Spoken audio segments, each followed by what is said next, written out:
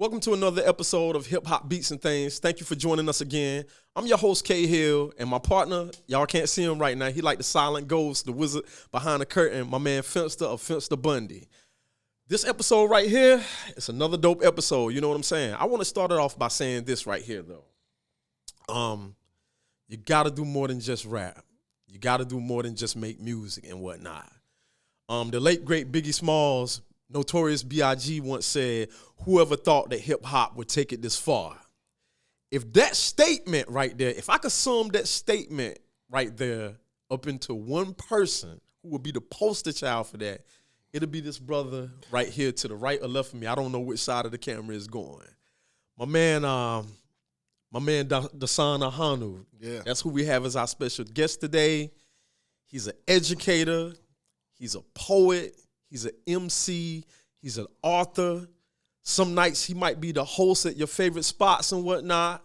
And it's a whole lot that I could add to that list of accolades, you know, on his journey of artistry and whatnot. And I'm just fortunate to have him in the building because once again, you guys, we have a guest that could have been anywhere in the world today, but he gave us a few minutes of that clock to rock with us. So, Mr. Chris Massenberg, better known as Dasan Ahanu. Yes, sir. Hip Hop Beats and Things want to welcome you to the show. Thank you, my brother. Man, it's an honor and pleasure to be here, brother. Yes, sir. I'm glad to be here to be able to have this conversation, man. I'm glad too, man. I want to set it off like this before we get into your origins and whatnot. Mm-hmm. Let's talk about your alias, your artist name, Dasan Ahanu. Yeah, I'm pretty sure a lot of us always wonder, you know. Some of us probably think that that's your name. Right. Yeah, you know? yeah, no, that's true. But for those of us who know you, break down the origins behind the name Dasan Ahanu and what made you come up with that. Yeah, man. You know, it was really a way of overcoming stage fright. When I finally got taught into showing up at an open mic and getting on stage, shouts out to my homie Kelly Colvin. We grew up together, and he was hosting this open mic on Wednesday nights downtown Raleigh at this Jamaican club called Expressions. Okay. And me and my cousin went because we were young and we was hunting, cuties, which is what you do. Right. And it turns out that the host knew me. So he's like, what you doing in here? And so I'm like, we just came through. So the host knew you. The host knew me. I just want to clarify that for the audience now. The host knew him. The host knew me. He was like, what you doing in here? And I was like, yo, we just came to check it out. And my cousin was like, yeah, he writes. And he was like, you do? Because at that point in time, everyone had gone off to college or, graduated high school. And so, you got folks kind of making their way back and finding each other and don't know what you've been up to. And I was like, bro, chill. He was like, you do? I was like, nah, not really. He was like, yeah, my cousin nice. And I was like, stop it. So he was like, oh, so you spitting? I'm like, no. He was like, yeah, you are. So that sent me on this journey. And I didn't feel like Chris Massenberg was the name you signed up on the open mic list. Okay. And so I kind of went through this thing. As a hip-hop head, you start, like, thinking of all your favorite artist names and things like that. And, which we're not going to get into, but every person has this. I had the laundry list of, like, horrible names you went by when you was young. So have right. I. You called yourself a bunch of wild things that I'm not repeating. But none of them was going to work either. And so at that time, it was a very bohemian spot. So I thought about, like, okay, what do I want to do? So you start thinking about, like, figurative devices, Mr. Metaphor, or, all those kind of things. Right. And I was like, yeah, no, that ain't going to work. So I was like, let me look at Swahili names. And then I was like, okay, this ain't me either. My dad's mother, my grandmother, you have a battle between matriarchs, between the two grandmothers, and my dad's mom's thing was always that I look more like their side of the family. Right. And she attributed those features to, you having some Indian in your family, which, we as black folks, we do that. Always. And so my great-grandmother, she talked about her lineage, there being some Cherokee, some long, dark hair, some of these features. And so I heard that growing up. And so that's where I went. Dasan means ruler. And Ahanu is someone who laughs. And it's like Pomo and Algonquin is the translations. So for me, it's someone who commands with a sense of humor. Mm-hmm. I chose Dasan first because in my mind, me signing up as Dasan meant that I was identifying myself as a ruler. So that helped me get over my stage fright. When I got comfortable, I said I want a last name, but like something that fits me. And, you know, my friends know I'm a sarcastic kind of individual. So that was where the Ahanu came from. And I was just trying to get a cool name to sign up on open mic list. I had no idea it was going to be a thing. Now, you want to know what's crazy with that? I never knew the meaning behind your name, but now that you've explained it and I know who you are, after knowing you for almost like, I'm going to go ahead and round it off and say about 20 years. Mm-hmm. It's so appropriate because anywhere you are, when you step into the room, people know that you're there. You know what I'm saying? Mm-hmm. And it's always, anytime anybody's talked to you or whatever, anytime you get on stage, it's always smiles and good vibes and whatnot. You know what I'm saying? Mm-hmm.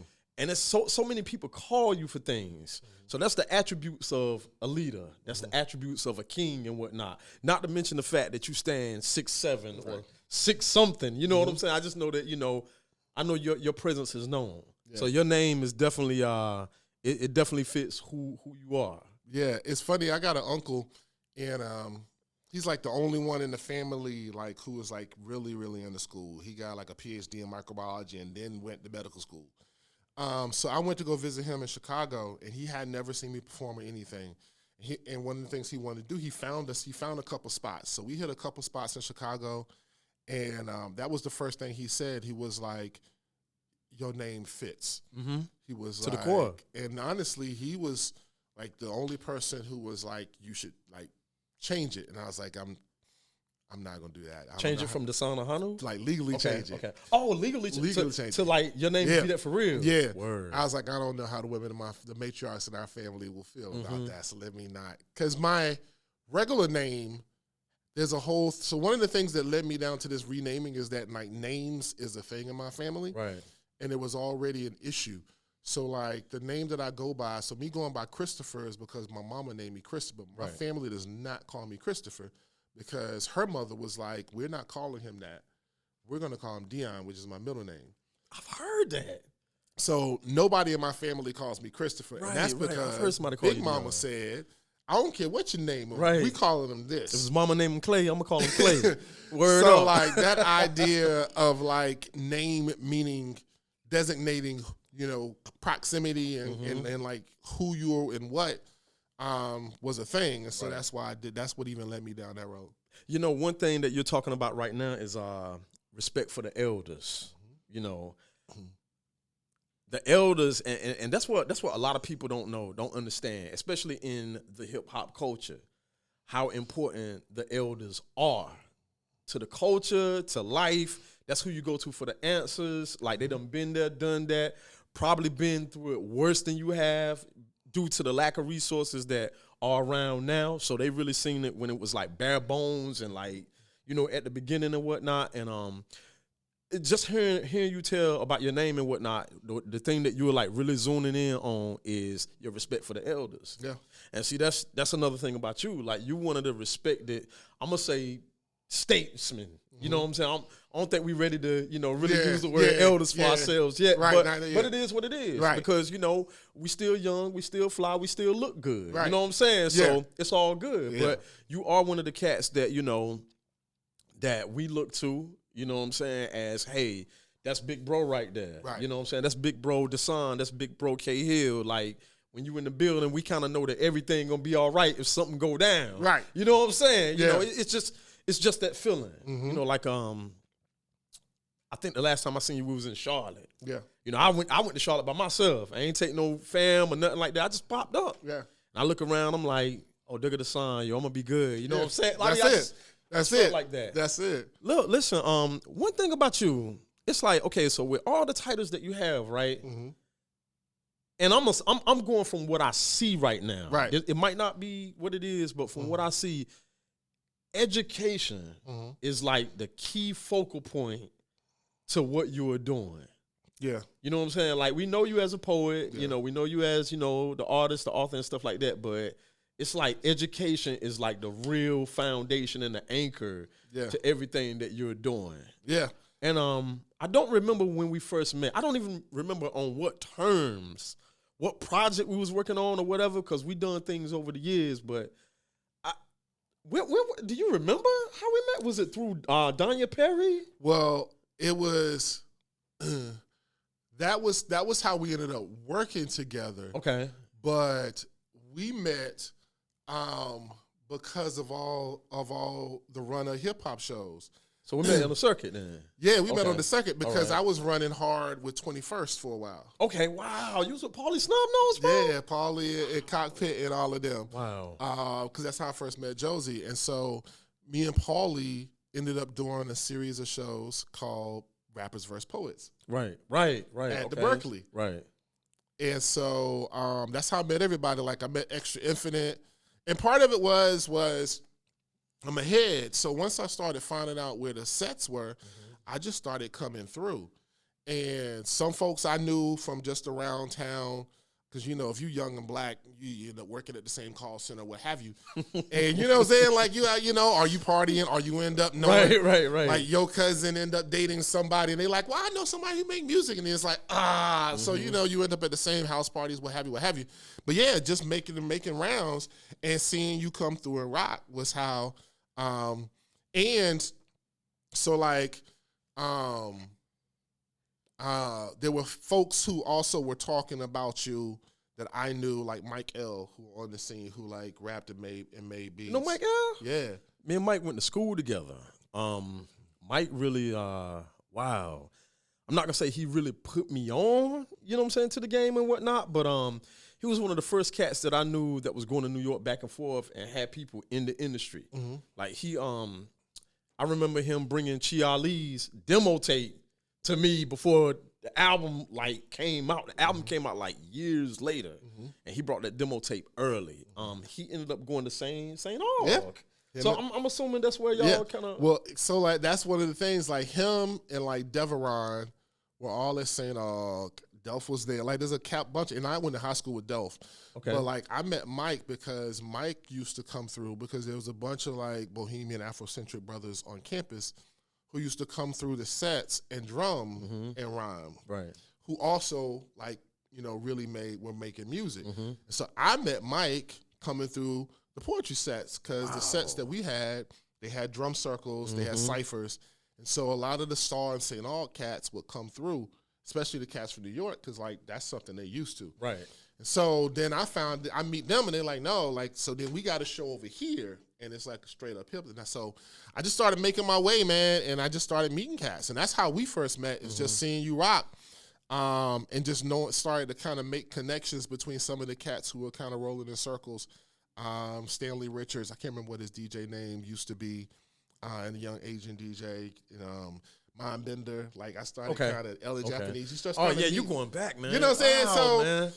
because we're all in the same, we're all in the same age group. So we're all the same age, and so when you start thinking about like K-Woo on campus at State and all these kind of sets, I was just falling through, man. And the crazy thing about you is you can go into rooms with us, but all of us can't go in the same rooms that you could go into.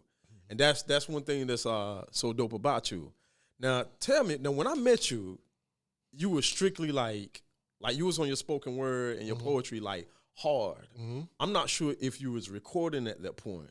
Like, tell me about the transition from, and we're going on a journey right here now, so rock with me. Take me from your transition from just straight up, poetry slams and stuff like that to the studio. Yeah.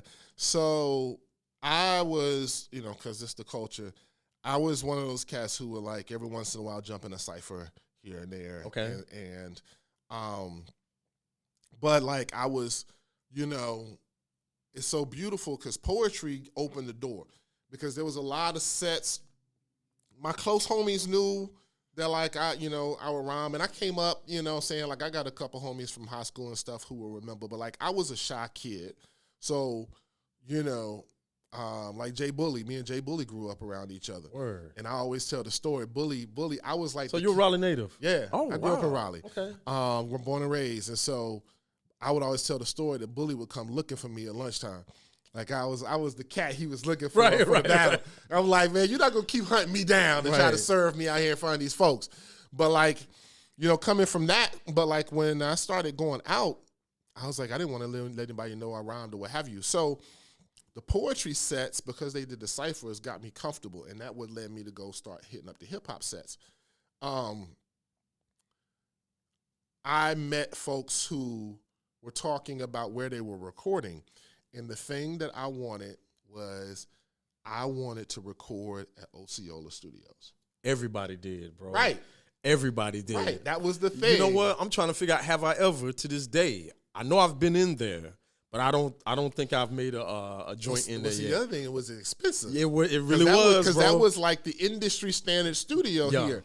Yeah. So what happened is at the time I had a pretty decent job, and I was young, and you know how that go when you got a couple extra dollars in your pocket. You may do stupid things. Yeah. And so I was talking to the job I was working with. I was working at IBM, and Big Delph worked there too. Okay. And we talking about Big Delph. Big Delph is a shelf in Atlanta, but he's also one of our he's one of our cornerstones in NC hip hop. You know what I'm saying? So Big Delph, if you watching this, man, shout out to you, bro. Shout out, brother. And so he was like, I got a relationship at Osceola. Wow. Because, at that point in time, he was like connected to a lot of artists who were buzzing, whether it was conscious, backpack, street, what have you, both in terms of just, him rhyming and making songs, but also making beats. Right. And so he had a relationship with Osceola. So he was like, this is what's going to cost. And so what we did was, he was the person who encouraged me. He was like, I think it would be dope to do a project of poetry over like hip hop joint, like over some joints. I was like, I'm with it. And so he took me to Osceola. We did, because it cost. I think we only did like 3 joints. Hey, but you know what though? Those joints was mixed and mastered to the core, because the artists that I knew who recorded at Osceola, like, their jams can stand up to industry jams and whatnot. They get radio play. Yeah. Matter of fact, I think I have been at Osceola. No. I'm thinking about Hazardous. I'm thinking about Hazardous, D.Y. Nasty and them and whatnot, man. Yeah. But still crisp, though. Crispy, you know what I'm saying? they had a whole deal, man. That was the other situation. You riding by and you saw those tinted windows with that Hazardous logo on it. You also wanted to be like, I want to be in there. Like, what I got to get D.Y. Nasty up here too, man, for real, yo. Oh, man, that was dope having him, being able to have a little bit of that conversation during the Hip Hop 50th celebration was dope, because there's a big part of that history that's there. But yeah, so, and then we did the rest of the project. Delph did the rest of it at his setup, and then Deveron did part of it at his setup. But like, Delph is a big part of Delph was how I ended up starting to record, man. Word. Just a brother who we knew each other. We grew up. We both went to Enloe High School. He's a couple classes ahead of me, but yeah, that was that start. And then kind of making my way in, cats kind of knew, like, folks would be like, you're the only poet we know that comes through in rock. And that got me comfortable enough to also start like rhyming on a record here and there. Right. And letting folks know I did that too. But like, yeah, man, that's Delph. Delph is who got me started. Word up, man. Shout out to Delph. Shout out to Paulie Snubnose, P Batters. Yeah. What else am I thinking about, man, from that time, man? Oh, man, Beyond and the whole Extra Hot Infinite. Block fam. Yeah. Beyond Extra Infinite. Used to throw the dope showcases and whatnot for the artists. Them joints was packed too, man. Like, for real, man. Yo, shout out to all of y'all, man. Can't forget my man Kazi neither, man. For real, man. Even, but me and Kazi, though, we like Captain America, though, bro. We try to, we survive through the various eras and whatnot, Yeah. Still trying to grab that mic and whatnot and tear it down and whatnot. You know what I'm saying? But we both, we all, hopefully we all are venturing into, different avenues and whatnot, but we still got that love for the culture and whatnot. That'll never die. No. So you recording now. Yeah. Right? You recording now. I think one of the first projects I remember you doing is the Jim Crow Jackson. That's with my man Picasso, Scott. Picasso. Yeah. Okay. I was who was I about to say, man? I keep getting Picasso confused with my man J Mac. Yeah. Cause they both tall Caucasian beat makers who have worked with some of the same people, man. Yep. You know what I'm saying? Yeah, my my man J Mac, but this was with Picasso right Yep. here.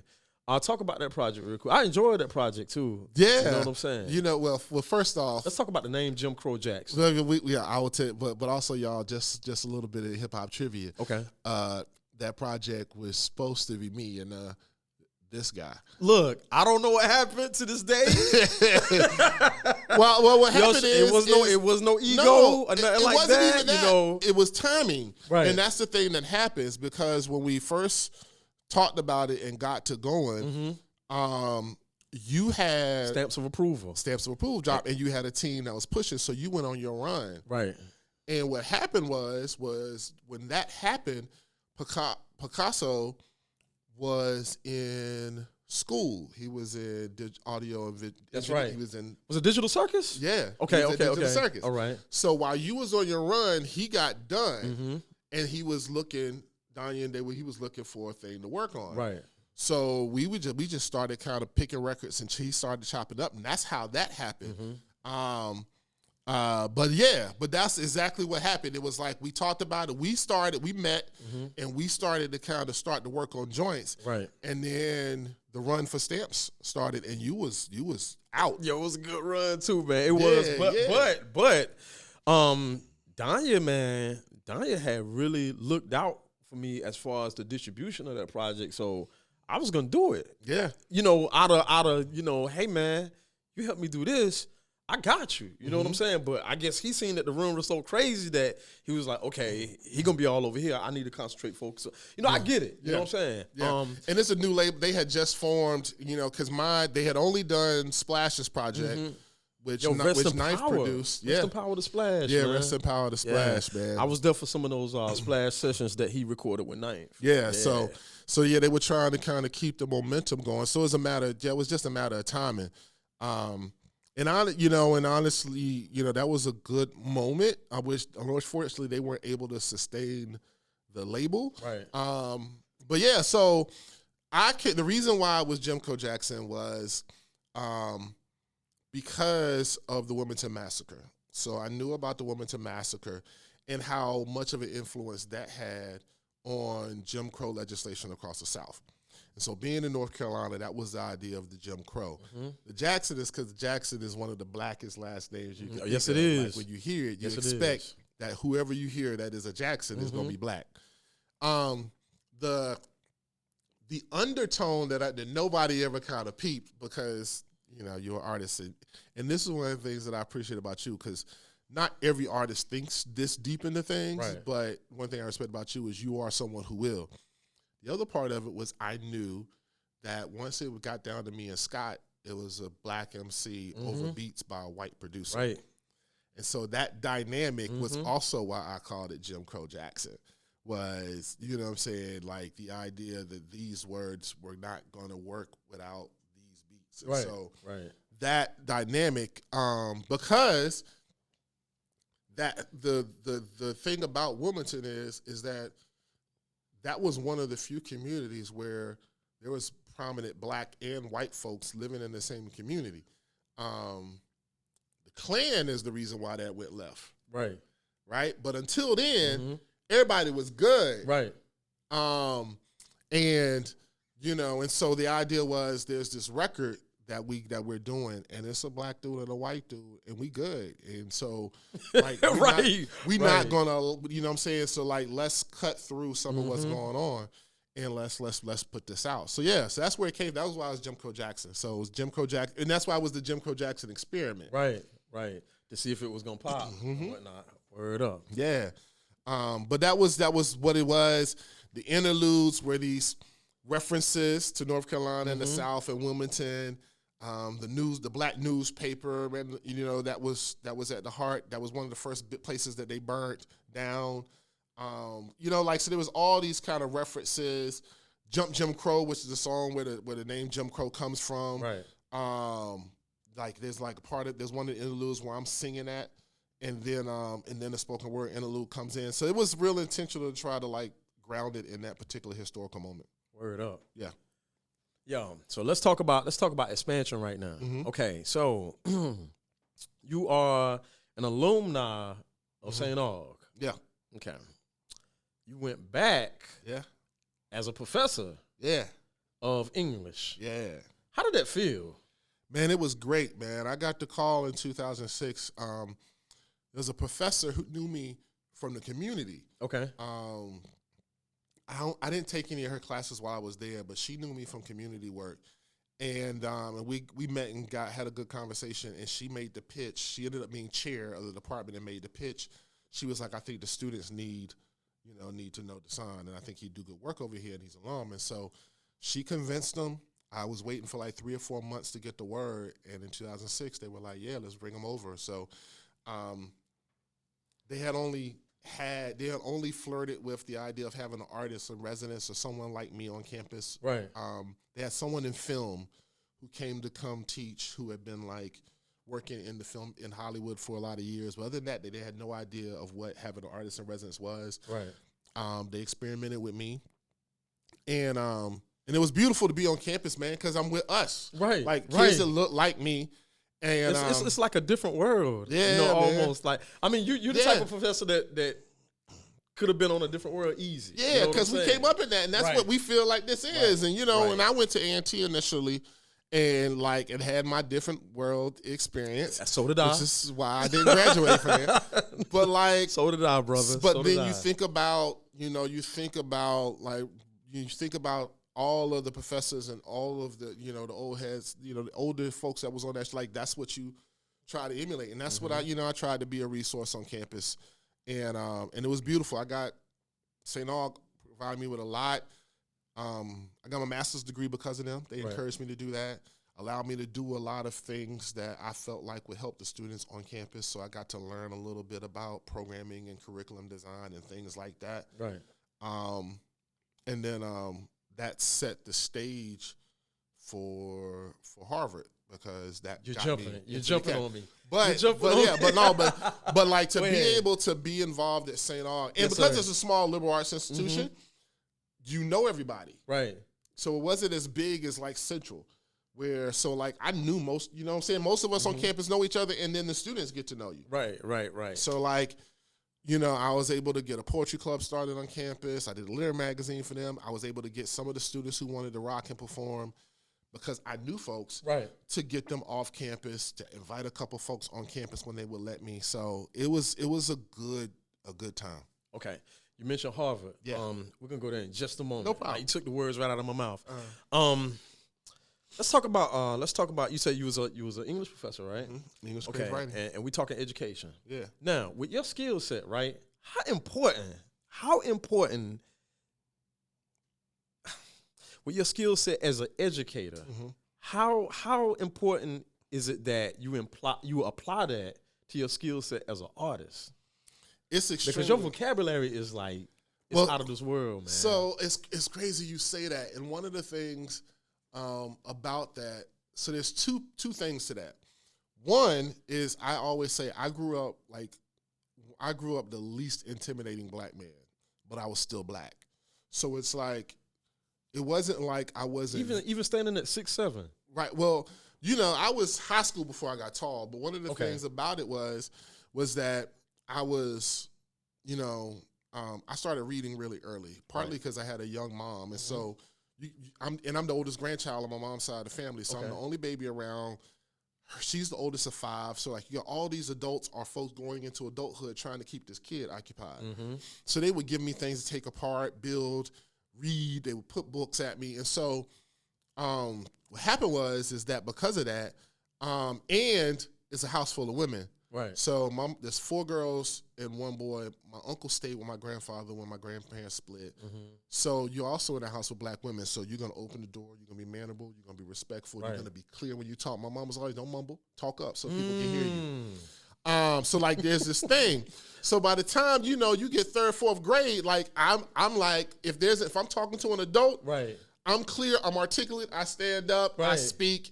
And so that's because I was taught. Right. So 2nd grade, I get moved to advanced classes. And so I say that thing about being unintimidating because I was black. So you always dealt with being black and the judgments of being black.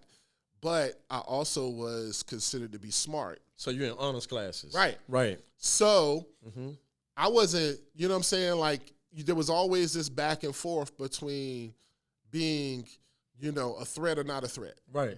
And so I say all that to say, like, for my family, being intelligent was part of how they expected to protect me. Right. And so I'm with that. You know what I'm saying? I'm definitely so with like that. that was this way.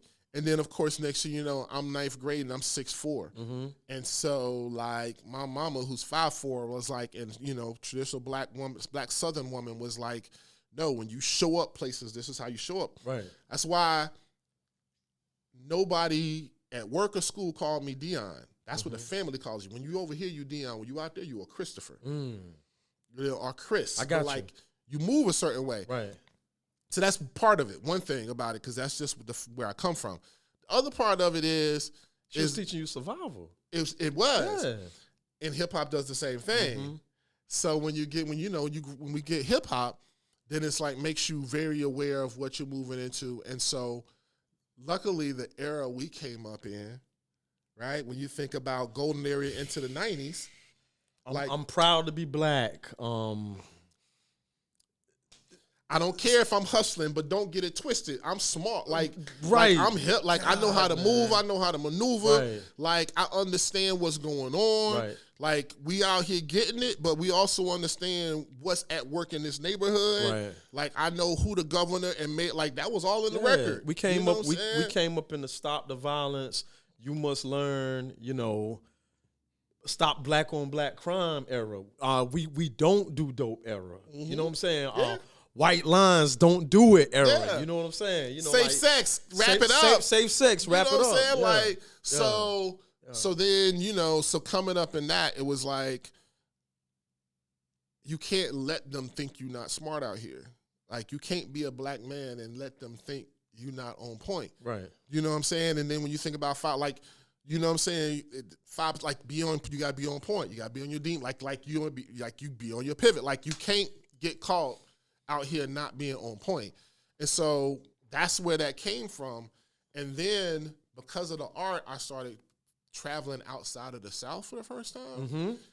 And seeing folks expecting me to show up away. Right. And I'm like, oh, no, we're not playing that game. Like, I know I'm from down there. Like, I'm from that side. Mm-hmm. But, like, whatever y'all doing, I can do that too. Like, don't play with my intelligence. They're trying to put the Southern, the slow stigma. You from the South, so you might not be as quick with it and as sharp as we are up here or over here. Yeah. I got you. Nah, we not playing that game. Got you. So, like, at least in my work, I wanted to make sure, and it's funny because, when you think about one of the things I love is like Gil Scott-Heron. Yes. Right. So Gil has this thing where he talks about, like, he talks to us about it must be deep. And he has this thing that he did during one of his performances where he was talking about creating art for art's sake, or essentially creating art for other people who create art to be like, ooh. He was like, if the people can't understand it, then what is its purpose? Right. So basically Gil was like, I could go there, but what am I going there for if my people can't understand it? Right. So what I'm gonna do is I'm gonna make sure my people can do it. What Gil was creating wasn't any less intelligent or like, nuanced. It was just that he was able to say profound things in a vocabulary, in a manner, with a demeanor that like folks around the way could rock with. Right. And so that's my aim. Like the work is going to be intelligent, but the way it sounds is going to be accessible. Right. Like that was my goal. Like how can I say some really fly stuff that's really well thought, but when you hear it, it sounds fly. And I also feel like we got a chance to come up in an era where we knew folks who did that. Right. You know what I'm saying? Like you're not going to tell me that Cool G Rap is any less intelligent in his music than KRS-One. Nah, not by a long shot, right? Man. But you know what I'm saying? Right. It can get labeled a certain way by the industry, but if you know, right. There's as many gems over here as there. And honestly, what both of them are talking about are giving you two perspectives on the same situation. Right. So like that's where we come from. So that's what it was. And then for me, when I started digging in and trying to really hone my skills as poetry wise, that's where I looked. I looked to movements and to folks that did that. Zora Neale Hurston, who wrote in Black African American Vernacular, like folks who was on it, but like their intention was they kept their folks in mind. And so that was what it was for me. And that's what I made the choice to do, understanding that there are probably going to be some things that I might kind of like create my way out of, or some opportunities I'm going to create my way out of. Which you have done. To do that. Right. But I felt like that I was going to create my way into some other opportunities, which I feel like I've been able to do. And that's just a choice you make. I remember Skaz Digger, the famous Butter Team, said like that was our last guest. Peace, Skaz. Skaz used to always say, he was like, there's a door. The door ain't changing. So if you walk through it, you knew what you was doing when you walked through the door. Right. If that room ain't what you trying to go into, don't go in the door. Right. But don't go in the door and get in the room and complain. You knew where you was going when you walked through. True indeed. He was like, now there are other houses on the block. So you make a decision. If you decide that this is the house you wanted to go into, you made the choice. So when you walked through the door, you knew what it was going to be. Right. If that ain't what you're doing, then go to one of the other houses on the block. And I was like, okay, word. And you just kind of got to live with your decision. Yo, wow, you just said a mouthful right there. So check this out. One of the keys that I caught from everything that you just said is how, mother and you yourself stress intelligence. Yeah, man. And being clear and effective with how you deliver, your message and whatnot. And the era that we grew up in. Yeah. So, and I don't want to get on I don't want to get on no old man, bitter, anything like that. I don't, but with the state of hip hop now, with what you just said, it goes against it kind of goes against most of your beliefs. You know what I'm saying? As far as how most hip hop is the hip hop that the mainstream lets out today. The messages are not clear. No. You know what I'm saying? And the things that you do understand in the messages are not always the greatest messages and whatnot. You know, that's very real. How do you feel about the climate today? Is it a situation where you kind of you don't feel good about it? Are you willing to meet the younger listeners where they are and try to pick it up from there? Or is it just a situation where it's like, okay, they live that life, I'm going to let them express themselves, from the way that they grew up and whatnot. How do you feel about where we are with it right now? I stay, to be completely honest, I stay perpetually worried. And the reason why I stay worried is because we're talking about, a bunch of folks 18 to 25. Right. And so what we know will happen is that on the other side of 25, we're going to see everything for them shift, right? Because eyes are going to either be open and they're going to see what it is and what it's been, or they will have just been completely immersed in indoctrinated. Right. And then we see it. We see a drastic shift. We see output change for some of them artists when they get on that other side of 25 because they've got some folks around them who are all of that you was doing was for them. Right. So you start to see folks move different. You start to see them talk a little different. When you said talk a little different, you talking about more responsible. More responsible across the board. Okay. You start to find out before they wouldn't have never told you about this, building a gym or doing that. Then all of a sudden you start to hear more about these things they're doing. I got the perfect example of that. And I kind of want to see if this is what you were talking about. My son's favorite artist is Lil Baby. Okay? He told me about Lil Baby before Lil Baby even blew up. He said, Dad, this is who you need to be listening to, Lil Baby. You know me, I'm old dad. I'm like, man, no Lil Baby, man. Get out of here. You know what I'm saying? Yeah. I had an event in Atlanta. I was DJing an event in Atlanta, and I kept hearing Lil Baby name everywhere. Now, we from North Carolina. I'm in Atlanta now, and my son Ben told me about this. And I actually took my son with me on that particular trip. He was like, Dad, I told you. You know what I'm saying? And see, one thing I try to teach my kids, is It's all right to it's all right to like this music. It's all right to love this music, but do not try to emulate what these guys are doing. Yeah. Because for one, you didn't grow up like these guys. Like I was here. I seen it. I've been here since day one. I was here when you came out. So you can't fabricate no story. If you do, I'm gonna publicly call you on it. You know what I'm saying? And I said, don't try to emulate these guys. You know, so you know, teens, man. You know, teens, they grow up. You know, they get their tattoos. They do their things and whatnot. Great kid, love them. I couldn't ask for better children. You know what I'm saying? But you know, they kind of want to be like, you know, their artists. Yeah.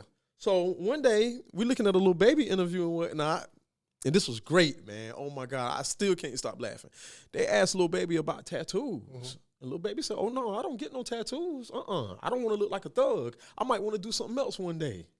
He said that. And I just looked at my son. I said, see? You know what I'm saying? He done switched it up on you now. You know what I'm saying? And it's like, that's growth.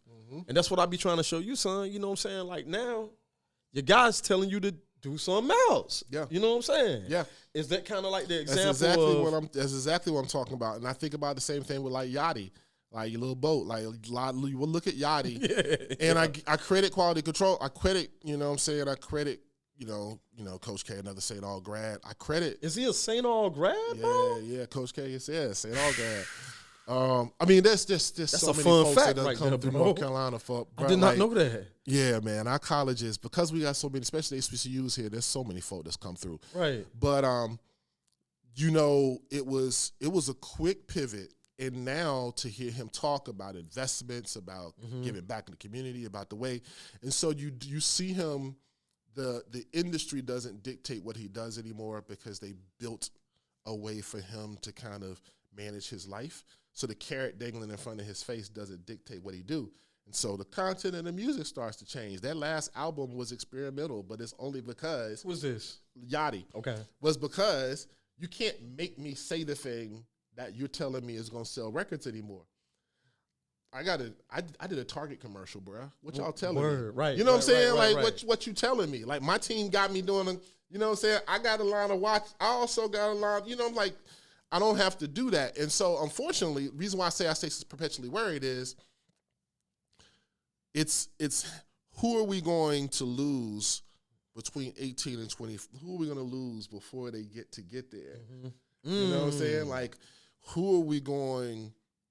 who's not going to make it to the other side of that? God, have mercy, man. And so, but as an old head, I understand that. So like, I don't get too caught up in like what's going on. It's wild. And teaching helps, man. I got students who'll send me stuff like when there was like a whole movement of taking like songs like the Cheers theme and like, it was like a whole drill thing to remix them. Yes, sir. And do a drill remixes. And I'm like, this is creative as hell. I like drill, man. Right? I mean, the message, but the whole production and, you know what I'm saying? Everything around it is a thing. But also, you know, like there's an at-large conversation about like how long are you going to kill your ops? Right. Oh, man. You know, like how long is that? Right. And so while... And the thing about it is if they can get over the hump, then what you get is you start to really see the artistry of folks, right? And then they've been at this long enough to be able to get with the right producer. Like you start to see them grow, right? But are they gonna make it before? Because what we know, you know, what people don't really get, and I tell you all the time, man, it's like sex, drugs, and rock and roll is real. And you do not have to be famous for it. Right. Like the ability to touch and connect with folks, like you can have 1,000 fans and all the things that like Drake has at his disposal can be offered to you in any town or city yes, it can. Across this country. And if you are not careful, you can get real caught up. And so I stay worried, but I'll say this. The other thing about the state of the day, I love the rebelliousness and I love the energy of it. It's always been there. It's always been there. That's what makes hip hop. That's what makes the culture so attractive, you know, the rebelliousness. And I honestly say this, I tell my students this. Honestly, what you see women in hip hop navigating this thing better. And part of it is break that down. Well, so part of it, and I love the new documentary, the new series on Netflix, because I think they did a great job of like highlighting part of this. But I used to tell my students all the time, because there's so many hurdles to overcome. What you have when you're looking at women in the game is, regardless of like what they're presenting or how they're going at it, they've got to prove themselves. So like they going hard as hell. Like they rapping hard as hell. They getting hella creative with whatever's going on. If it's sexy, it's like high fat, like whatever it is, from the videos to the performances to whatever it is, it's like well thought, put together, like because they have no other choice. You know, it's ironic that you say that. And I've given Lotto praise on this show before and whatnot, you know, because of the come up. You know, I seen her from the rap game, you know, coming into the game with the queen from the South or whatever to where she is now. And today, before I even got out the car, well, not before I got out the car, but on my way here, I heard she just remade Don't Sweat the Technique. You know, Rakim, Don't Sweat the Technique and whatnot. And I thought it was dope, man. And it just shows that either her or someone around her understands how to navigate this whole thing. You know what I'm saying? But if you think about it, you know what I'm saying, black and brown women, Dominican, Puerto Rico, like think about how they move in life, bro.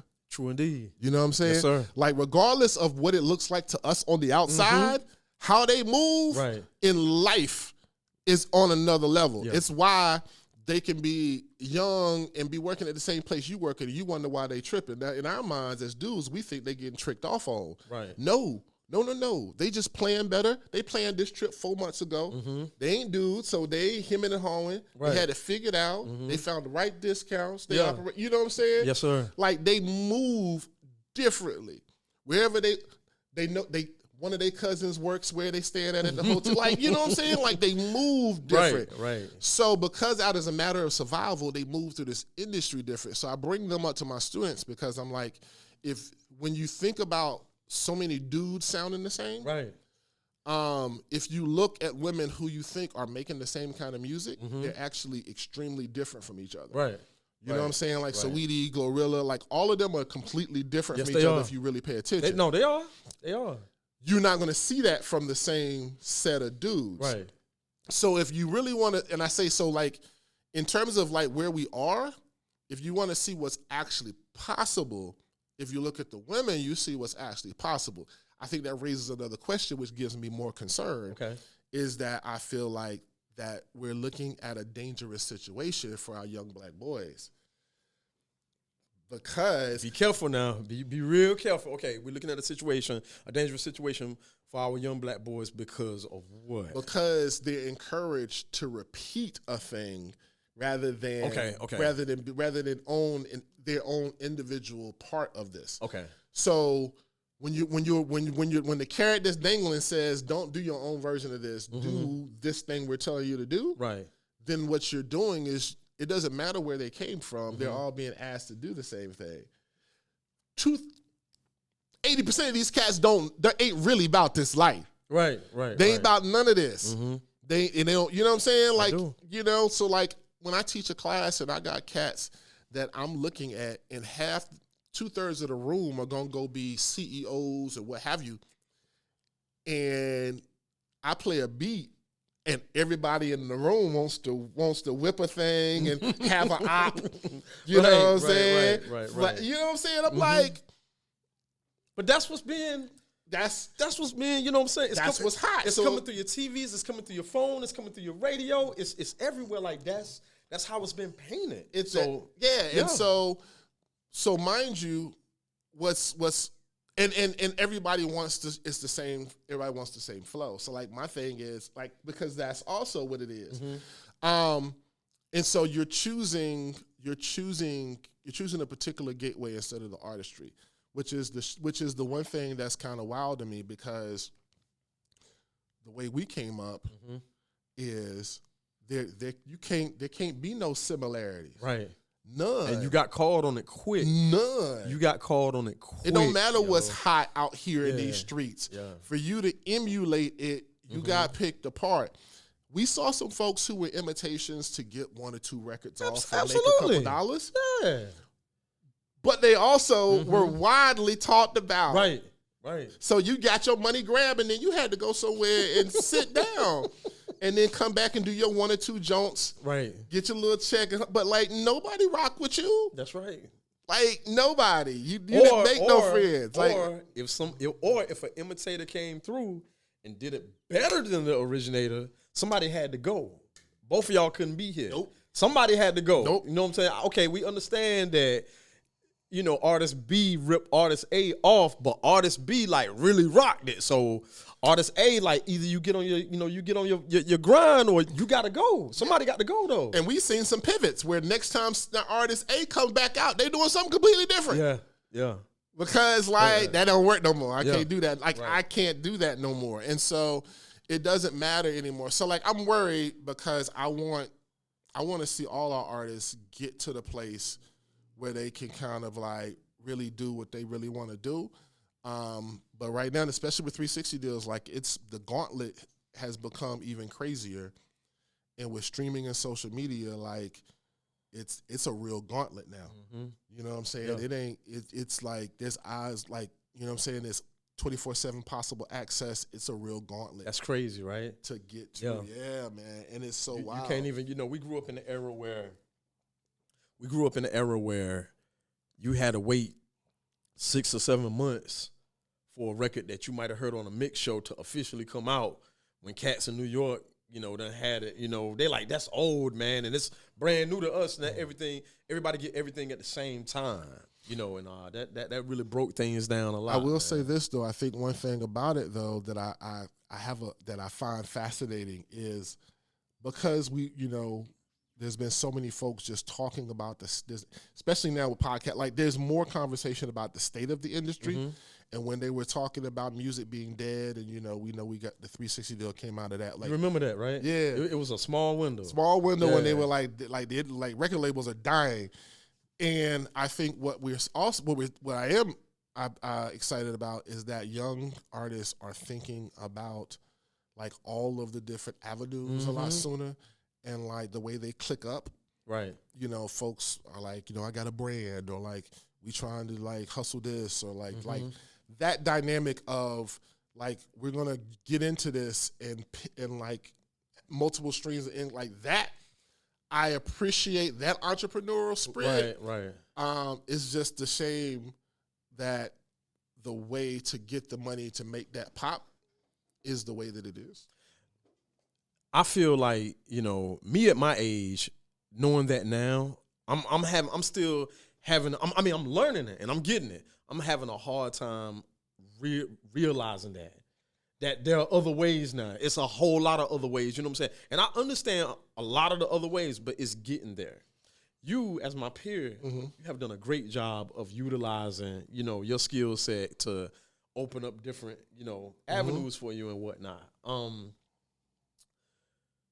I want to talk about a quote that you said, but I don't know what sequence to put it in, but I'm going to get back to it. You said something that blew my mind. It was an interview I watched of yours a couple of years ago, but I'm going to hold on to that for a minute. So let's talk about, so you going to St. Aug, right? Would it be fair to say that St. Aug was like a hub for different resources that you ended up getting later on?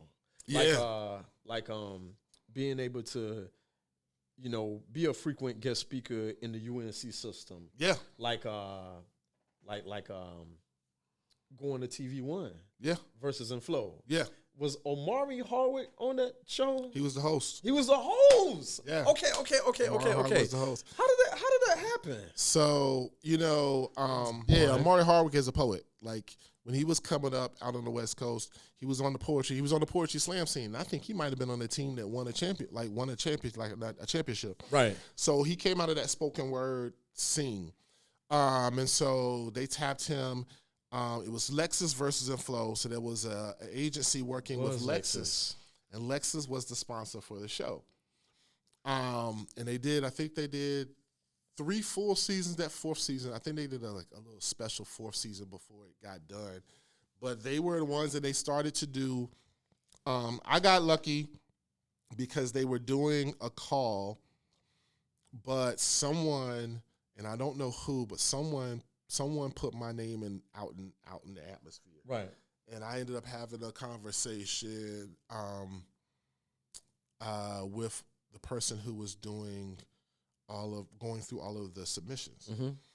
And so what it was someone put my name in the air, and then there was a poem that, like, it's probably my second poem that, like, everyone knew me for. The first one was about my dad and his alcoholism. The second one was a breast cancer poem that I wrote for a friend of mine.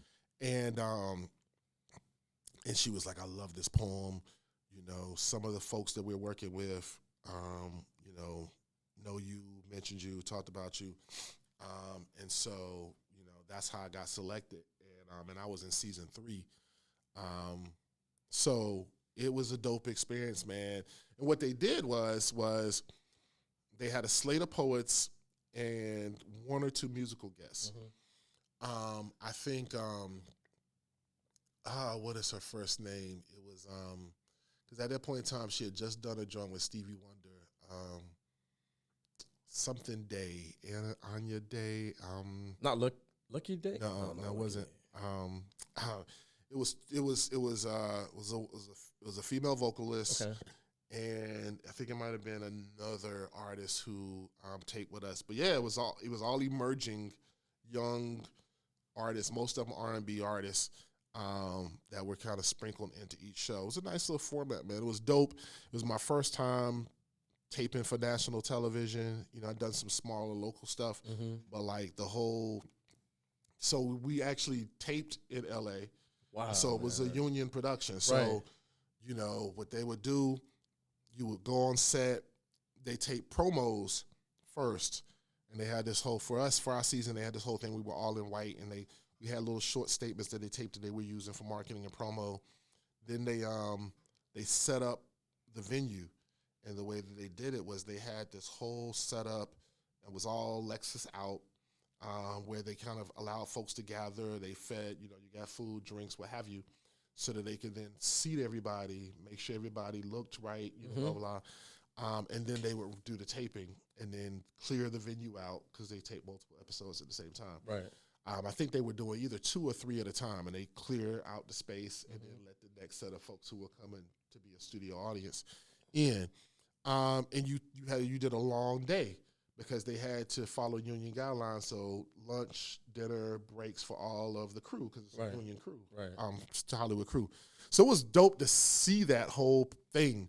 But unfortunately, like many other things like that, you know, we got a short run of it, but it happened. And it's documented. It is documented. Which means it's around forever. So, yeah. It's still you can still access it somewhere. Yeah, so, but it was just, you know, it's one of those things where, you know, I always say how you move is good. So just having a chance to, like, move in a way that there were some folks who were willing to be like, oh yeah, I know Dasan. Dasan's dope. Right. And then just having the right piece. Right. How important is that? Man, it's hella important. Like, for forever, and you know, in the game, there's always the idea of the cosign or to put me on or like, you know, like hook me, like that thing.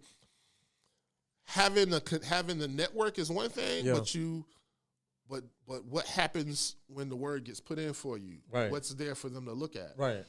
And that's, you know, that's one of the things. Like, you can get someone to look, but they may be looking at the wrong time. Right. Like, what you got ain't what it is, and so it's gotta happen at the right moment. Right. Like, what you got and what you've been doing has to be right. And then you got to have the right eyes looking. And sometimes that may never match up. Might never line up, yeah. It doesn't mean it's not dope work, and it doesn't mean your name ain't moving. It's just that when they looked, what they were looking for ain't there.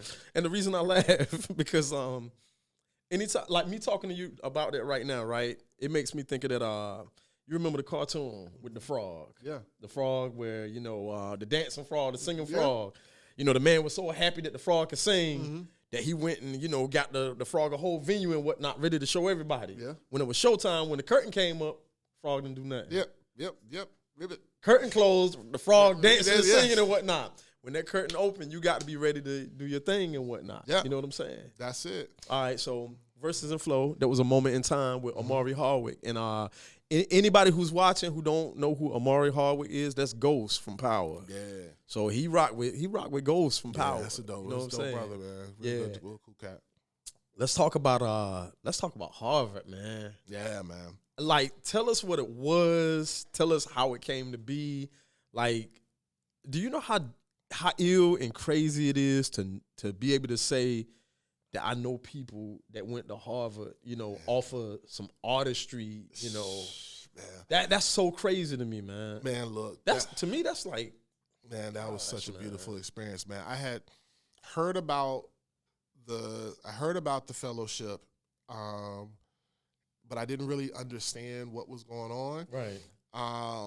And just being a fan of the culture, there was a couple things happening at the time, and there was something happening at Cornell, and then something happening at Harvard, and I really didn't understand. And ultimately later, I realized that like what Cornell happened was like they had artifacts, and one of the reasons why I knew that is that I think it was Bambaataa, Africa Bambaataa gave a bunch of his old flyers and stuff, gave them to Cornell. Right. So they had built kind of an archive of artifacts they collected. The Harvard archive was a research archive. I didn't know what that was. But it is different. I ultimately found out that's a little different. What they have there is they chronicled all of the research on hip hop. So all of the books that have been written, magazines, like their thing was anything that's been written or done that is about hip hop is what they call it. So not artifacts. It's not posters and sneakers and chains and like that kind of thing that you would think of an archive. So what happened is that I really still didn't get it. And then when Ninth got the fellowship. Ninth had the fellowship first. Ninth was first. Right. Ninth got the fellowship. Now let me ask you this. And maybe I should save this question for him because I know at some point we got to have him up here. You know what I'm saying? Was Ninth the first one to ever do, like, period? As far as you know. I don't know if he was, I don't know if that was the first class or not. I'm going to save that for his interview. Yeah. But he did it. Right. And there's a caveat, so I want to get to that. Okay. There's a piece. So when he did it, it's the Hip Hop and Research Institute, Hip Hop and Research Institute, at the Hutchins Center for African American Research at Harvard University. Okay. It's a long name, but that's important, and I'll tell why. So when he did it, he had a videographer that he was working with that was doing a lot of Jamla videos at the time to do a documentary. So he did the Wonder Year. And so you got to get a sense of what was actually happening up there. Right. So I was like, oh, okay, that's kind of cool. I hadn't seen anything like that. Okay. Mark Anthony Neal got it. And I had met Mark doing some community work that kind of led me over to talk to Mark around some of the stuff and some of the books he'd been putting out around just masculinity and manhood. And I also knew he was a big hip hop head, so Mark Anthony Neal did it, and I got a chance to talk to Mark. So, having seen two people go, I was like, let me just see. And I got to give Knife credit. This is what it means to know folks, man, know good people. I said, Knife, I'm thinking about it. He was like, you should. He was like, sit on it, think about what we talked about it a little bit. He said, think about what you want, what your focus to be, what have you. He was like, it needs to be hip hop, but it also just understand the environment and the eyes that it can be on it. So it's got to pass both tests. It's got to be about the culture, but it also has to be academic. He was like, sometimes some things that people propose is heavy on the culture, but like it's not enough on the academic side. So I took that. I kind of came up with what I wanted to do. We talked. He was like, okay, I think you got it. And he was really instrumental in like helping me get ready for that proposal and send it off. And what happened is I'm not sure if it happened in between or when Mark did it, but like in between when Mark went to when I got there, they ended up with an endowed fellowship named after Nas. That's crazy. I was about to ask you And about so that too. is how I get to be a Nasir Jones fellow, because I didn't understand how that happened, and then found out that what it was, I found out like they really love Nas up there. I don't know where the relationship began. Can I ask you a question, man? Yeah. How does that feel though? Like Nas is. I can't speak for the younger audience, but I know for us, Nas is like, bruh. Yeah. You know what I'm saying? Yeah, like top MC. It is so crazy because that year, and I got lucky. So they do these honors, these Harvard honors, right? And that year, they gave Nas an honor. It was Nas. It was an amazing businessman who was from South Africa, and I can't remember who else they honored that year. Right. And so they had a big banquet. So I got to meet Nas, take a picture with him. But here's the crazy thing about it was, now mind you, I'm a Nas fellow, and I'm waiting. Like, Nas is on campus? Right, I'm a Nas fellow. Okay, it's about to get down. I'm about to be able to sit and chop it up with Nas. This is so nuts, man. And they were like, I'm going to go ahead and let you know now. Right. You got a small window of opportunity, so we're going to introduce you and let you get this picture. Okay. Because they were like, you're not going to be able to talk to him. And I was like, but I'm a Nas fellow. Right. The campus was lined up to talk to Nas. And I'm not talking about the students. Right. No, I get it. I'm talking teachers, about everything. Administrators. Yeah. Like the people who bring in the soda and the like lined up, bruh. Right. And so like in awe and enamored. That's incredible, man. And I was like, this is a different thing to see this.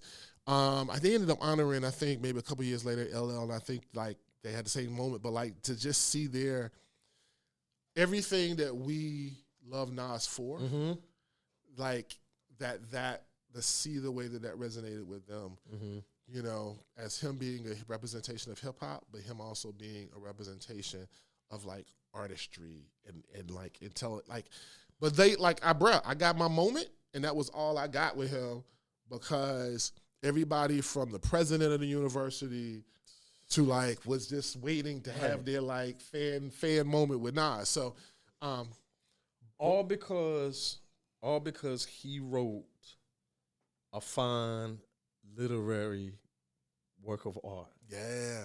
Because he wrote the right thing. Yeah. You know what I'm saying? Yeah. He took people to a different place and whatnot. Yeah.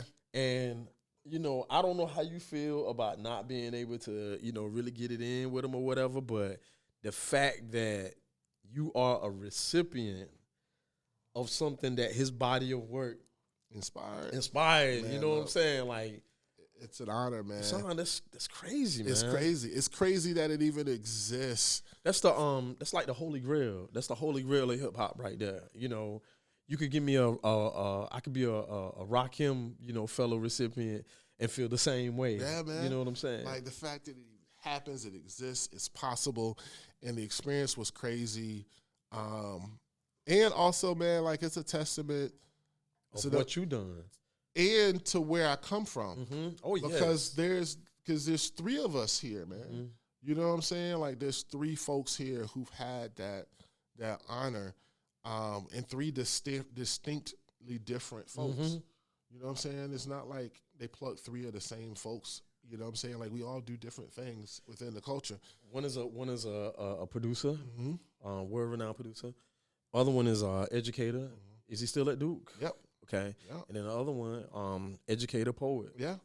Yeah. And that's three different things, man. So, but like what that meant to be there. Yep. And here's the thing, because like you'll get this, and I gotta say this. This is one of the things that changed my life about being there. Okay. I got a phone call that was like, hey, one of the things you're gonna experience is that you don't, in that space, you don't have to validate yourself to offer an opinion. You don't. Right? Yeah. You don't, you're going to see folks going, having conversations and even going back and forth where the expectation is that you here to get to it, right? Like forget all the other stuff. Like we don't have to go through all the other BS or play. Like if you here, let's talk. Let's like what we talk about. Like forget all that. And I didn't really get it. And then two things happened. I watched. Let me ask you this. Yeah. Did you feel that way because it was imposter syndrome? A little bit of imposter syndrome, but also because here, it almost every conversation, you got to get to a place where you got to explain yourself before anybody bothers to actually listen to whether you know what you're talking about now. Right. Even if the folks who are talking haven't done what you've done or know what you know or seen what you've seen. Like, you have to fight to get to a place with someone to, like, you know what I'm saying? Like, right, and I know you know. Yeah. Where you're, like, trying to tell someone something, and they're just, like, want to go back and forth with you. And in your head, you was like, but we talking about over there, and I was just over there. Like, I'm not telling you this because I was watching it like you. I was over there. Right. And I'm telling you that what they said over there is not what you're talking about. And it's like you go through this thing. And so... And here for a long time, and I felt it, and I saw that a lot of folks felt it. If you were outside of, like, I don't even know where the box came from, but if you were outside of the box. And what are we talking about? We talking about artistically, musically, here on the scene. Go ahead. You were outside of a particular box. Folks really weren't trying to hear your opinion about anything. Right. Like, and there was a couple of boxes, like, because one of the things that happened was, like, all of our, like, street scene in terms of music and hip hop kind of had their own kind of ecosystem. Like, they had their own venues. You know what I'm saying? I got to get into some of those as a host and as a poet because I made some connections. And then you had all of the other folks who were supposed to be conscious of backpack or whatever. Yes, sir. Lumped. Yeah. And in the middle of that was a box. Right. So over here in the midst of the street cats was a box. Like, if you over here making street music, if you ain't making this, then you on the outskirts, you a little weird, but you still street. Right. If you over here, if you not in the middle of this box, then you on the outside and you a little weird. Funny thing about that is like, mind you, we're still all here doing shows with each other. Yep. Getting beats from the same, like, it's not New York. We still get beats from the same producers. Right. You might show up to the studio session and the cat that think you weird is in the session before you or sitting in your own session. Right. Like, we all here. Right. But it's this thing where. So I'm not crazy. There is a divide. There is. Okay. There was. Okay. And so to be in a space where in that environment, there is no box. It's like, if you hear, then you hear. So there doesn't need to be in the box. You made it through the door. So once you're in the room, I don't care who you are or what you are. You made it in the room. You in the room. So if we in the room, then it ain't about who you are or where you from. It's about what we talking about. So what we talking about right now? Is it music? Is it history? Is it whatever?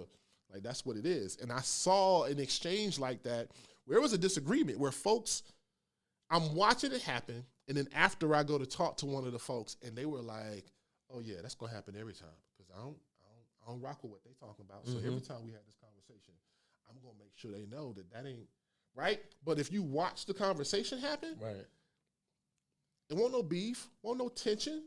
And the reason was this is what we supposed to do. Right. You got your position, I got mine.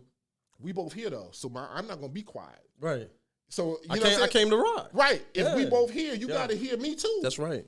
And I have no qualms about speaking. I'm not going to hold my tongue. Ain't going to be no pleasantries, because here, we both here. Right? And then. Like we on the same playing field. And then I got pulled to the side by Dr. Morgan, who runs the archive. And she told me, she was like, when you get ready to present your research, she was like, the expectation is that you know what you're doing. So do not go into this thinking you got to explain yourself. She was like, that's unfamiliar to these folks. They're going to eat that alive. So going in full expert mode. You are here. Right, because you belong here. You belong here. Yeah. So then what you say is what you say. And folks may disagree, but understand that their disagreement is their position. It ain't got nothing to do with yours. So, like, that's how you navigate this space. She was like, I just want to prepare you. And I was like, and so, like, that was that was a shift for me to be there. That was the biggest shift for me. There's a whole lot of experience. That's a whole other conversation. But like coming back, you took that with you. You brought that back with you. I'm not having these dumb conversations with folks no more. It's a waste of my time.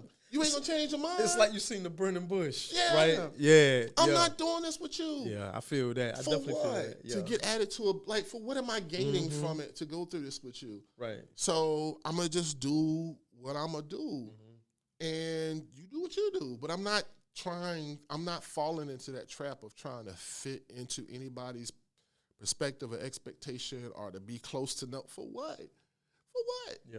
For what? So that was an eye-opening thing. So I'm grateful for Harvard because everything after that, that's what I want to talk about. Everything that's happened after that is because I had a chance to have that moment to get out of the matrix a little bit of what was happening here and to see all this differently. Gosh, man. I watched one of your interviews a couple of years ago. It wasn't a full interview, but like wherever they clipped it up at, it was like right on point. I think somebody asked you something about who did you consider your audience? So you know what I'm talking about. Yep. You must have got high praise for that sound bite and whatnot. Yeah. Because when I listened to it, I was like, yo, man, like I knew this, but just to hear it, you know, from somebody credible that's like really out here, you know what I'm saying, busting their ass, like grinding and whatnot, to say it, like, wow. I think, and I'm paraphrasing like crazy right now, but you said something like, you know, your friends, your family, you know, your homeboy you talk to every night, like that's not your audience. That's not your audience. Like when you out here, you know, when you out here making this music, you know, whatever art you into and whatnot, you know, when you looking for that ear, you know, that praise, that these people are not your audience. So don't let that frustrate you and discourage you from, you know, pushing forward. Yeah. Can you just elaborate on that a little bit? Yeah, man. You know? So that's exactly what it was. And part of it was I went through that frustration when I started, especially because I was entering into an environment where I didn't really know a whole lot of folks on the poetry side. I didn't know a whole lot of folks on the hip hop side. I'm meeting folks that I didn't know, right, and reintroducing myself to folks I grew up with who became artists. So like I don't know them as they are showing up. And so I expected my folks who also are just young to be out here with me. Why wouldn't you? Right. Because I'm like, and then, you know what I'm saying, I'm expecting y'all to come show up and wave the flag whenever I'm doing something. And that happens for a little while, and then it ain't cute to them no more. And so it's like, yeah. So then I'm like, you know, looking for my folks to come to the door, and they ain't coming. And you being you isn't going to change what it is they like or what it is they kind of support. Like I got folks who will pat me on the back and rah and love to talk about what I'm doing, and ain't came to nothing. The thing about it that changed, that the reason why I wanted to point that out is most of the things that have happened to me have been by referral, which means that like there was a conversation I wasn't around for where someone said that they came, liked what I did, or met me, like who I was, and felt like I was the right person for an opportunity. Right. That didn't come from the homies. Like that, my social family network weren't the ones connecting me to the things that allowed me to have spent this much time around what I love. It's the community of folks that I met, or, you know, the person who wanted to talk to me about a song or wanted to talk to me about a poem after a show. And it turns out later on they get a job back at an organization and they're like, I know somebody who might be right. Good. Like that body of folks, any of the jobs that I've had in the arts, like I said, like me getting on at St. Aug, that's a professor who had been teaching there, but she didn't know me from class or from campus. She knew me because she showed up to something in the community and saw me in saw you rock. And then found out that I was a St. Aug student. And so in her mind, she was like, oh, that's the fact that I was an alum made it even easier for her to make the case. But like that wasn't the thing that made her think that I was a good fit. It was the space she saw me in. I didn't know her until she invited me over to have a conversation about this idea she had. I knew her face. I didn't know her. And so all of these kinds of things, there's so many opportunities that came from folks that I did not know until I engaged with them in the community. You remember when we was doing Hip Hop Against Racist War, when we was doing social organizing and using hip hop in social justice work. Bunch of young folks who ultimately end up working at different nonprofit organizations. You know what I'm saying? I didn't know any of them folks. We all gathered because we were bothered by the issue at the time, and all of us love hip hop. But half of those folks I've worked with on projects, you know what I'm saying, over the years because of that, you know? And so, like, that's the reason why I say, like, those folks are not your audience, because at the end of the day, all they're going to do is praise and encourage you. The community that's impacted by what you do is going to carry you with them. Word. And that's it. And I mean, you know, another thing that also, I was at Central for this symposium, and it was around jazz musicians. And the jazz musicians were very adamant about talking about this, like, image in movies and television about how they were, you know, alcoholics and womanizers. You know, when you think about movies like there's this angst-filled, you know what I'm saying, like, troubled jazz musician. Right. And they were like, most of us are not like that, bro. Like, for instance, like, most of us have toured the world. We got families. We put kids in college off of this music. And I sat there and listened to that, and I'm like, most of us can't name an album by these artists. Right. Who have built a career playing this instrument, seen the world, made money, right? And it's because the music resonated with people. Not because, you know, the block had their back. Right. You know what I'm saying? Like not because of that. Right. They go back to the block and everybody's like, you still playing that horn? So let me ask you this. Yeah, I just got back from Germany. Germany, they listen, we're good for you. Okay, so you kind of answer my question, and then we're gonna start, you know. Yeah. But here's my question. Your Hold on, before you say that, I just want to say one thing, bro. Hit it, bro. Just so you can understand. I was at Harvard for 10 months, bro. 10 months. That's how long the fellowship. 1 year, 10. I was there 10 months. It was 2 years later before folks at home stopped. They were like, "Are you visiting? We mean visiting? You still up at Harvard, ain't you? Man, it's so wonderful that you was up. Y'all don't even know what the hell. Y'all don't know what happened. Right. Y'all don't know what I was doing. I've been back 2 years, and folks bumping into me talking about some. Well, are you here for the weekend? Right. But it's home, right? I should be hometown hero. Right, Harvard should be hometown hero. You know what I'm saying? I was on the news for going to Right. It was 3 years before anybody actually realized exactly what I was doing. And you answered my question because I was gonna ask you. My question was gonna be like, you know how your people always ask you how the music thing going, right? Then when you start getting some real stuff to tell them how it's going, it's like, you know, I'm telling you how it's going. You've been asking me the whole time how it was going.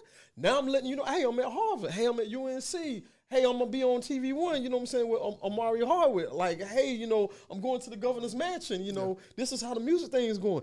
Ain't you happy for me? Didn't you want to know? Yeah. You know? I'm not trying to get you to say anything slick. But No. But like, it's real. That's how it like, that's folks, how it goes. you'll be having a conversation, and they'll be talking about something, and you'll be like, hold on, that was 4 years ago. Right.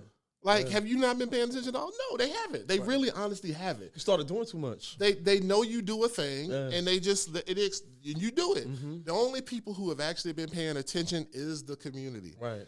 And they'll like I've had people that don't really know me like that be able to tell me what everything you've done. Yeah. And that lets me know who's watching and paying attention. And the other thing that I started telling youngins that I found out is your name, because of that, your name ends up places you aren't. And so you'll walk into situations where someone will go, oh, yeah. And you like, and you looking at them like, do I know you? And then they'll be like, no, you don't. Like, I know such and such, and you did this thing.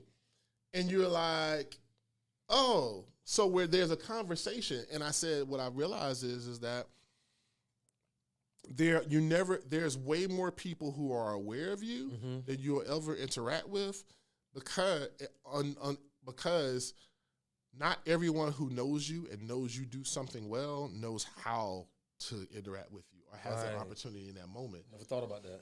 What happens is whenever what you're doing lines up with an opportunity is when you'll find out who's been watching you, because you might get 4 phone calls, 2 of them are from people you've never heard of. The thing is they've been hearing about you. They just ain't never had a reason to work with you. When you get the call is when they've got something that they can actually let you know, and you'll find out they didn't just meet you yesterday or see you last week. They'll be like, oh, I've been hearing about you since you did this thing. And you'll be like, that's 3 years ago. Yeah, I work with this person. And that was the person who helped put that together. And they just, oh my God, it was so amazing. And you've just been on my mind ever since. It just ain't got a thing for you. Right. So your name is moving. And the only way to activate even half of that energy is to keep active. If you don't keep active, you're going to miss whatever potential thing that they would have had you be a part of, because it ain't happened yet, right? We're all working professionals, like, you know what I'm saying, like until like even this, if I wasn't active, then I might miss this moment.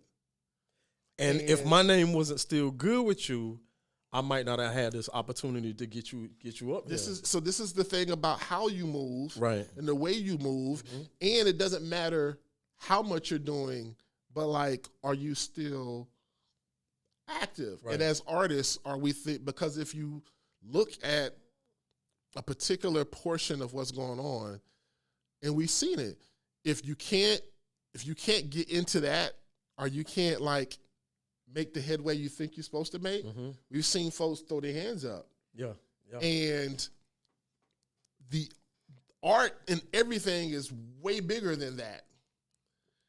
But you won't ever find it unless you're able to still keep active. Right. Because you take, so for instance, like let's take Art of Cool Festival for instance. Okay. Like, you never know when the next homegrown thing is going to hit.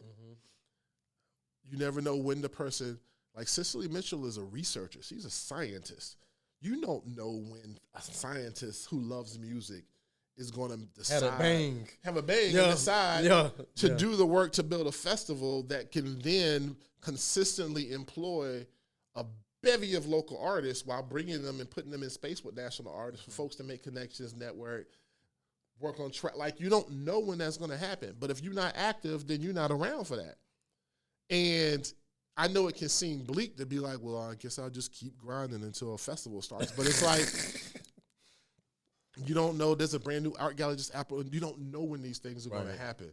And I'll give you another corollary. I was watching Ice-T was talking about his background and his reputation and how he's able to do some of the things that he's doing now. And Ice-T said, well, a lot of the old executives and old folks that we had to battle with who don't understand the culture are gone. He's like, actually, folks in these positions who are in positions of power or folks who grew up on the music, grew up on hip-hop. So what happens is that when we were 20, whatever, our folks who were coming out to the shows or what have you are doctors, lawyers, professors, nonprofit executive directors. They've had a career, burnt out, decide they want to live their passion, open art galleries. Folks have started labels, ain't got labels no more, but got connections. Right. Folks have started festivals. Some people have really hit it big. And you know what I'm saying? Like, these are folks who can tell you, remember Cat's Cradle? I was at that joint. Like, So what you're saying, basically what you're saying is two things. Two things I'm getting from this. It's important to keep your name good, and it's important to keep working. Keep working. You got to do it. And it's just a matter of elevating and thinking about what kind of projects and what kind of things. Like, you know what I'm saying? No, I'm not expecting cats to keep out doing shows, and gigs for $100 a pop. Like, I'm not expecting you to do that. But, like, you you can't get sync placements unless you know, like you're not gonna meet this thing. You don't retire as an artist, bro. Like it's just that's not what it is. Like you don't retire from creating. It's not how that works. You know what I'm saying? So what? Let me ask you this. So what do you do? It changes. The energy changes. Okay. Right? Like the person who was active and out is still got a production set up in their basement.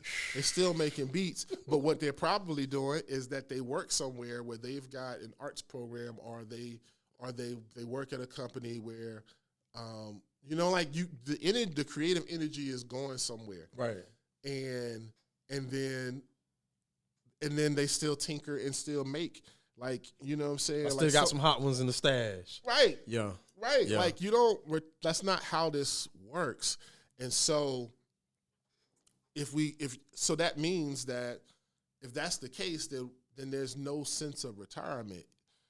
The landscape just shifts. The landscape just shifts.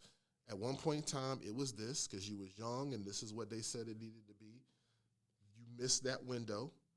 Right? So now it's this. And the problem that we have that when I talk about that 18 and 20 problem that we have, there's two things, and you'll love this. I think you'll resonate with this. Two things we have. One is there's not enough conversation about what the landscape is past this. Right. And two, there's this big conversation about what it means to be indie and be independent. Mm-hmm. But all the conversation about being independent is being independent towards the same goal. Right. Right. It's like being independent in the industry. Mm-hmm. But that industry is not the whole of where music is or exists right? There's music everywhere. If you go to a baseball game, there's music. If you watch a movie or television show, there's music. I get you. See what I'm saying? Yep, like, I do. There's art everywhere. Right. And that industry doesn't command or dictate all of that art.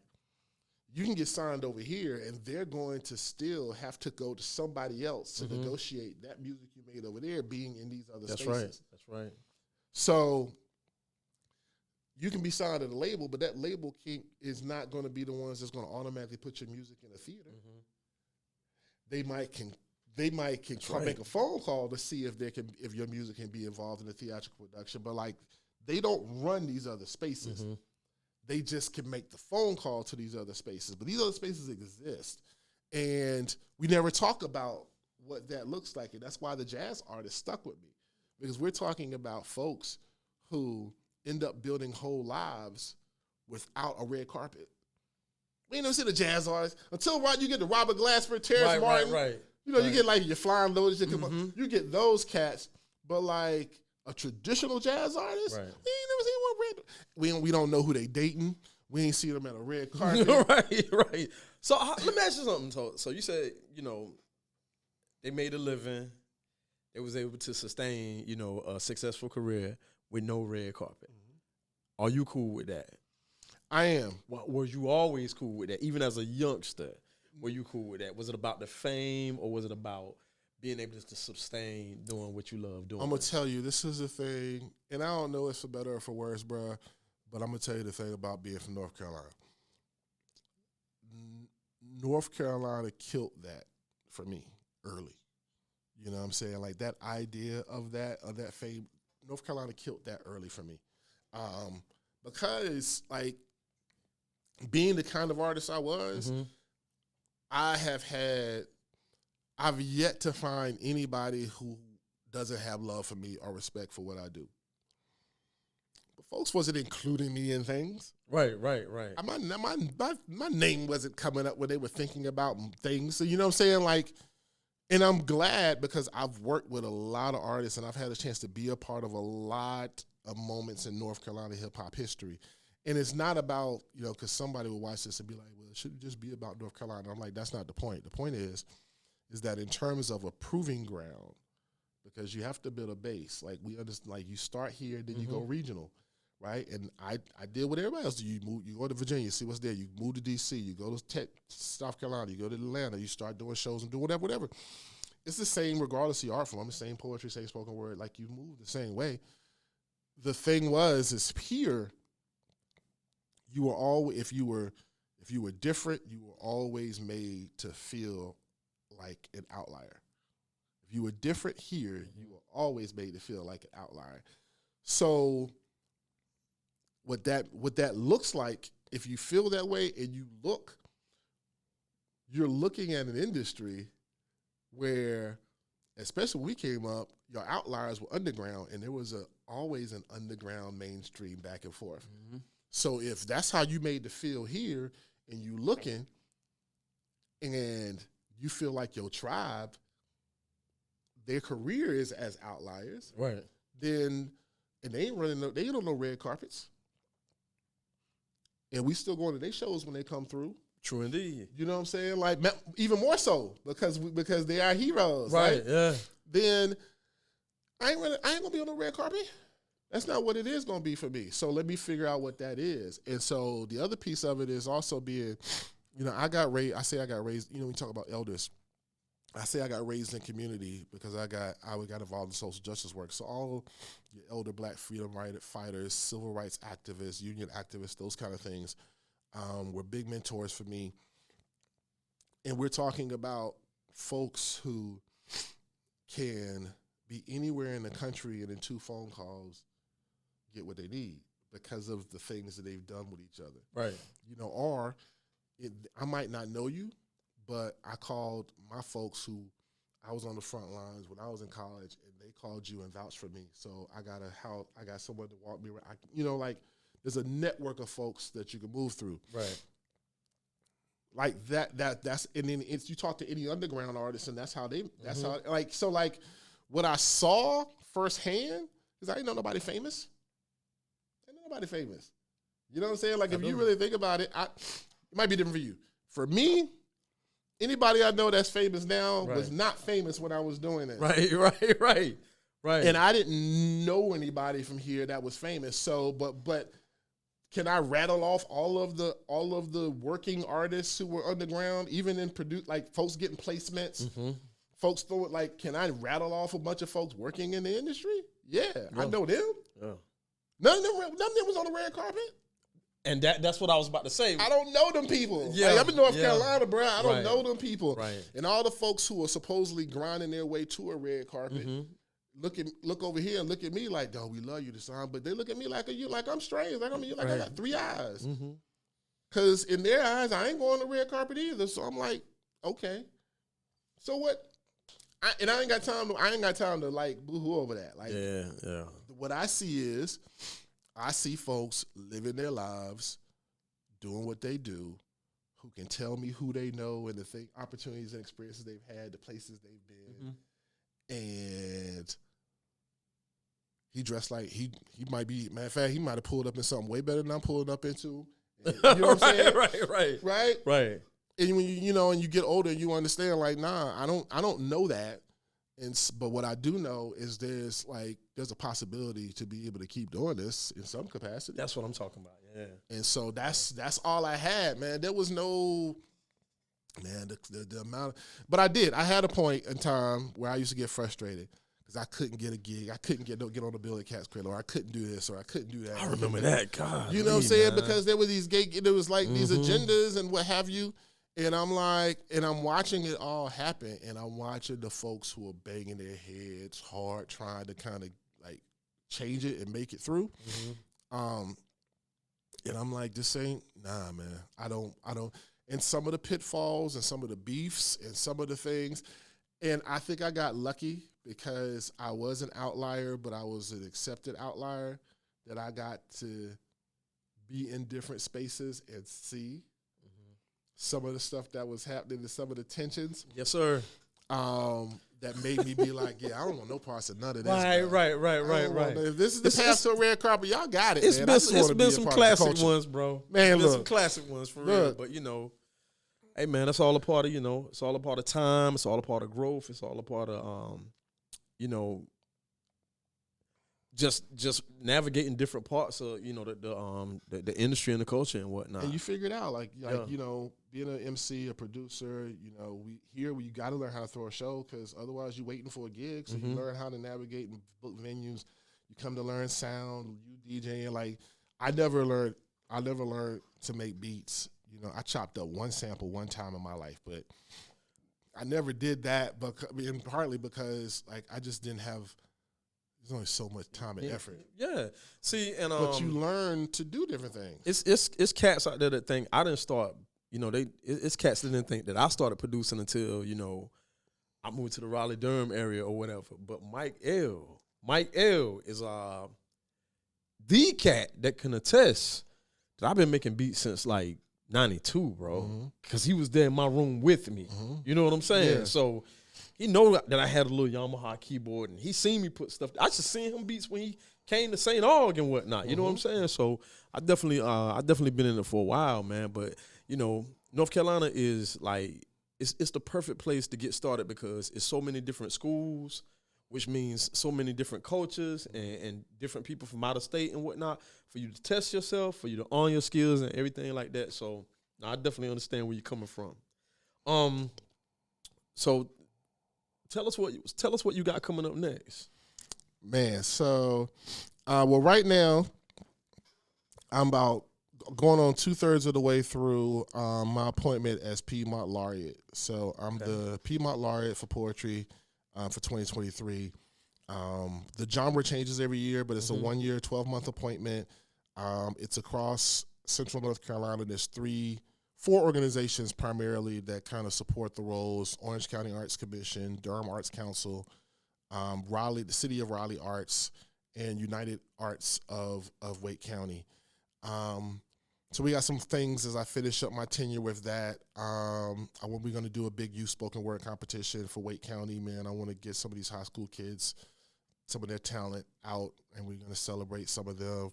And just continuing to try to, like, be an ambassador for the art form in this area, especially across the Triangle. We're going to get some, there's a larger conversation about poetry and spoken word and music that I'm happy for. I've been making music as an MC and as a poet, and jumping on records and live music as well, for a long time.